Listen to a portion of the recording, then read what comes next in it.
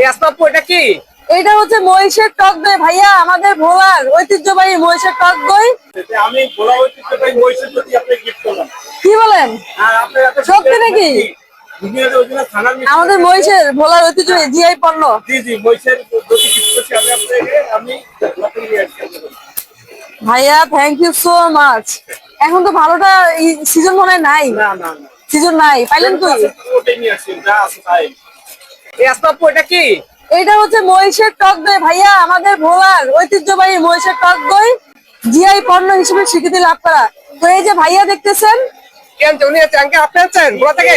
এটা আপনার আসবাবপু গিফট। কোথা থেকে আনছেন? ভোলা থেকে। ভোলার ঐতিহ্যবাহী মহিষের। ভোলা কোথায় আপনার বাড়ি? দৌলতখান। এই জন্য আপনি নিয়ে আসছেন। এই আসবাবপু আপনার জন্য ভোলা থেকে দই নিয়ে আসছে। আপনার কি মনে হচ্ছে অনুমতি? এটা ভোলা মানুষের ভালোবাসা ভাইয়া, অনেক বড় ভালোবাসা। তাই তো ভালোবাসা হলে এত আপনার জন্য ভোলা থেকে দই নিয়ে আসছে, কত ভালোবাসা দেখেন। হ্যাঁ, সেটা একমাত্র ভোলা মানুষ দ্বারাই সম্ভব। একমাত্র ভোলার মানুষ দ্বারাই সম্ভব। যে ভোলার মানুষের সাথে দেখা করতে হলে হাতে করে কিছু নিয়ে যেতে হয়।